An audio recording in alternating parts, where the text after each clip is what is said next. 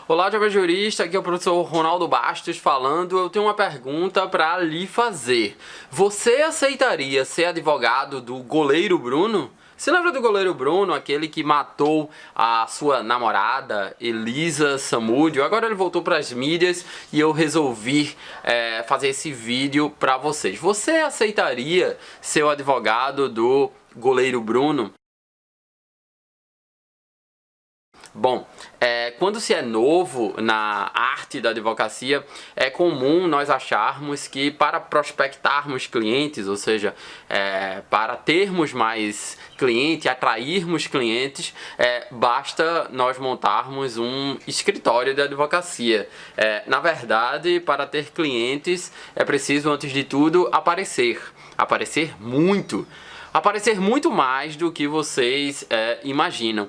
E digo mais, no mundo digital de hoje, ter um escritório de advocacia é uma das piores coisas que vocês podem fazer para iniciar a sua advocacia. Se os seus possíveis clientes estão no digital, o que é que adianta você montar uma estrutura física para isso? Pense nisso, depois eu faço outro vídeo para chamar a atenção de vocês sobre esse fato. Agora, uma excelente forma de aparecer, inclusive no mundo digital, onde em tese estarão os seus clientes, porque todo mundo está no digital, ou seja, uma excelente forma de prospectar clientes, porque sua imagem vai estar em contato com esses clientes, é você ser um advogado de um caso notório, né? Em especial um caso em que a imprensa não para de falar. Só que tem um problema quanto a isso. É que esses casos notórios que a imprensa não para de falar, em geral, eles causam enorme repulsa social, né? E o populacho costuma associar o crime cometido pelo seu cliente com você, que é o advogado do seu cliente. Então, se o seu cliente é um homicida, o populacho acha mesmo que você é um apoiador de homicidas, se não quando você é o próprio homicida, também junto com o seu cliente, né? Então eu lhe pergunto, você aceitaria ser o advogado do goleiro Bruno, né? Aquele que matou a Elisa Samúdio? Eu falo do goleiro Bruno porque ele voltou a estar em evidência, mas isso vale para o caso dos Nardones, que jogaram sua filha lá do alto do prédio, a Isabela Nardoni, o caso de Suzanne von Richthofen, que ajudou a matar os seus próprios pais. Então, esses casos notórios que causam enorme repulsa social. Bom, se você não me conhece, meu nome é Ronaldo Bastos, eu sou doutor em Direito e eu tenho um curso de prática jurídica que vai lhe levar de ser um jurista teórico a desenvolver todas as habilidades que um advogado precisa. E uma das coisas que eu bato muito no curso, eu tenho uma aula completa sobre isso, é como prospectar clientes nesse mundo moderno, que é um mundo digital. Se você se interessa em ser meu aluno com curso, com WhatsApp exclusivo, ter acesso direto à minha pessoa com um ano de mentoria grátis para você, o link está na descrição do seu vídeo. Bom, a pergunta que eu lhe fiz foi: você aceitaria ser advogado de um caso notório, mas que ao mesmo tempo causa enorme repulsa social, ou seja, a sua imagem como cidadão pode ser um pouco alterada ou criticável? Eu sei que você, jovem jurista, deve estar num dilema, mas você não deveria estar nesse dilema, né? Como eu ensino no meu curso, um advogado, para sobreviver, ele precisa vender os seus serviços jurídicos, já que ele é um profissional liberal. E ele só consegue vender os seus serviços jurídicos se ele aparecer, né? Então, não basta que os seus pais saibam que você é um advogado, as suas tias velhas saibam que você é um advogado. Todo mundo tem que saber que você é um advogado. Seus amigos, os amigos dos seus amigos, a família dos seus amigos tem que saber. Você deve aproveitar cada oportunidade para dizer que você é advogado e tentar puxar o assunto da sua área de especialização, né? Normalmente, o advogado ele só consegue prospectar clientes quando ele desenvolve uma enorme rede de contatos, né? Claro, prospectar clientes de forma orgânica e de forma constante, né? E esse desenvolvimento dessa rede de contatos costuma levar anos, só que você pode abreviar esses anos sendo advogado de um caso notório que todos estejam falando a todo o tempo, e isso pode viralizar a sua advocacia. Eu já tenho um vídeo aqui no canal de uma advogada do Rio de Janeiro que foi presa em uma audiência de um juizado criminal, e depois disso o kit médio de honorários que ela cobrava se multiplicou por 3, por 4, por 5, por 6. Então, ela conseguiu aparecer de forma viral nesses tempos de rede social, e a conduta que ela teve nesse caso apareceu para muitas pessoas, e as pessoas começaram a pagar muito mais pelos serviços dela do que antes, né? O que é melhor para você, que é um advogado, aparecer numa televisão no horário nobre, dar uma entrevista à Rede Globo de televisão, por exemplo, no horário nobre, onde todos já chegaram do trabalho e estão assistindo televisão, seus potenciais clientes. E claro, com a pirataria, as pessoas já pegam esse trecho de sua entrevista na televisão e jogam nas redes sociais. Então, um advogado, para vender os seus serviços, é preciso que clientes saibam que esse advogado está vendendo serviços. E é preciso que você apareça. E a melhor forma, uma das melhores formas de aparecer, é você sendo advogado de um caso notório, como o caso dos Nardoni, do goleiro Bruno. É claro que eu tô falando de um caso criminal, né? Mas se essa não for a sua área, vale outros casos notórios também. Então, você nunca deve negar, em regra, você nunca deve negar ser advogado de um caso notório, ainda que você não concorde com a conduta do seu cliente. Um advogado não necessariamente ele é um militante, né? Ele representa os interesses do cliente em juízo. Um advogado tributarista que defende um cliente que é sonegador de impostos, foi sonegador de impostos, não necessariamente ele concorda em sonegar impostos, né? Mas ele tem uma expertise nessa área, e o objetivo dele é defender esse seu cliente que ou cometeu um erro ou é uma prática constante dele, né? Nesses casos notórios, no caso, por exemplo, do goleiro Bruno, qual é a conduta que o advogado tem que ter? Eu penso em algumas condutas. Primeiro, o advogado ele tem que ser o máximo possível frio e técnico, né? Ele tem que ser frio e técnico. Isso vai gerar uma repulsa, mas vai gerar um benefício para a sua advocacia. Qual é a repulsa? As pessoas em geral, o populacho, o homem médio, o brasileiro médio, ele odeia quem racionaliza um debate insano. Vou repetir, o homem médio brasileiro odeia quem tenta racionalizar um debate insano, que o debate de um homicídio é um debate insano. Por quê? Porque é um debate extremamente emocional, é algo muito grave que acontece. Aquela pessoa, em tese, matou uma outra pessoa.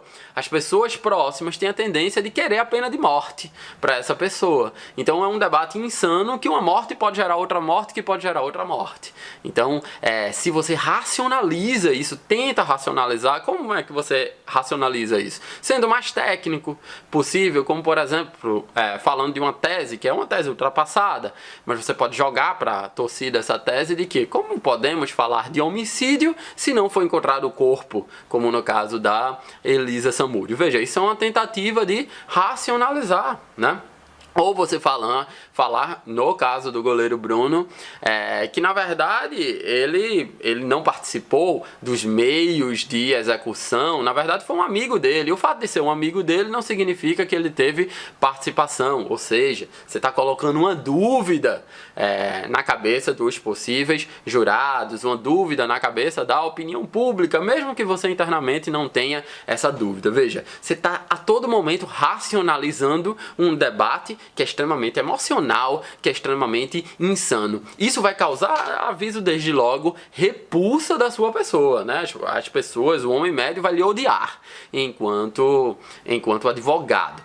Mas aquelas pessoas que, sei lá, cometeram um homicídio ou cometeram qualquer crime ou violaram uma determinada norma jurídica da sua área de atuação, não necessariamente criminal, a primeira coisa, quando eles estiverem empurrados contra a parede, quando eles estiverem encurralados, a primeira coisa que eles vão querer é um advogado frio e técnico, um advogado que saiba falar com a imprensa, um advogado que não seja emocional. A emoção fica com o cliente. O advogado tem que ser o mais racional possível. E essa racionalidade, você pode até não ter essa racionalidade, mas você tem que desenvolver essa racionalidade em benefício do seu cliente. Então a primeira dica que eu daria é que o advogado tem que ser o mais racional e frio possível, e as pessoas vão lhe odiar por causa disso, mas isso se chama vida, né? Onde você vai ser odiado por uns e talvez amado pelos seus clientes. É melhor que você seja amado por aqueles que pagam seus honorários e odiado por aqueles que não lhe dão nada, né? Isso é uma perspectiva de mundo que você pode concordar ou não. E uma outra coisa que eu falaria para vocês é que nesse momento, principalmente nesses casos notórios, fale bastante de direito à defesa. Fale bastante de que em um Estado democrático de direito, todos têm o direito subjetivo de serem defendidos, de terem uma defesa técnica, de terem a oportunidade de apresentarem os seus esclarecimentos, né? Isso se chama ampla defesa, isso se chama contraditório, isso se chama Estado democrático de direito. As pessoas não vão gostar também, porque as pessoas costumam querer tratar como um inimigo da sociedade aqueles acusados que cometem crimes bárbaros, goleiro Bruno, Alexandre Nardoni, Suzane von Richthofen, Mania Kurupark, enfim. Mas você tem que a todo momento criar uma narrativa de que eles também têm direito à defesa, porque eles não perdem a cidadania por terem infringido as leis do país. Então essa é uma questão que você deve bater bastante, né? O direito à defesa.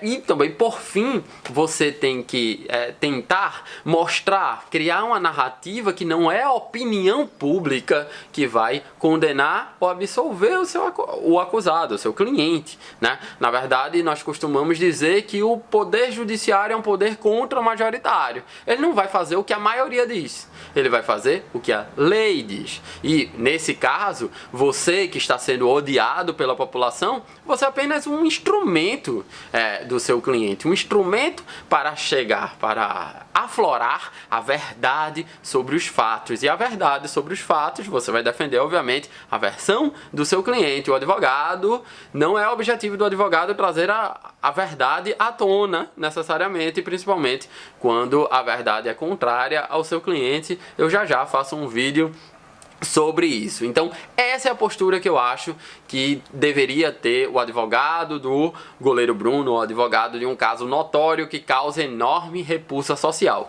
E acredito piamente que você, enquanto jovem jurista, jovem advogado, você não pode deixar de assumir um caso desse notório, embora você discorde de um crime de homicídio. Isso não quer dizer que você está concordando com o crime cometido pelo seu cliente. Porém, isso vai depender da postura que você assume enquanto advogado, da marca que você carrega enquanto advogado, né? Se a sua marca, por exemplo, é defender o direito das mulheres, você não deve, ainda que iniciante, você para construir a sua marca, toda marca precisa de integridade, né? Então, se você defende o direito das mulheres, você não pode assumir o caso do goleiro Bruno, por exemplo, só para poder aparecer. Acho que no longo prazo você não tem condição de prosperar. Você pode até pegar um caso ou outro, mas você não tem condição de manter a narrativa de direito das mulheres, mulheres não serem violentadas, com a narrativa de que, nesse caso específico, o goleiro Bruno, ele não fez nada com Elisa Samúdio. É um fato, Elisa Samúdio está morta ou, na sua tese, desaparecida, né? Mas se você defende o direito das mulheres, você tem que manter essa linha, né? Então, que eu digo, você não deve deixar de pegar um caso notório, desde que esse caso notório pertence à sua narrativa, pertença à marca que você está tentando construir na trilha da sua advocacia, né? De um modo geral, um advogado criminalista não deveria deixar de pegar, mas se você é uma criminalista que defende vítimas, você não pode pegar um caso desse sob pena da sua carreira estar começando muito mal. É isso. Quero saber o que vocês acham dessa questão do goleiro Bruno, ou de advocacia de casos notórios, ainda que sejam embaraçosos socialmente. Coloquem aqui nos comentários, inscrevam-se no canal, dê um like ou dislike e até a próxima. Tchau!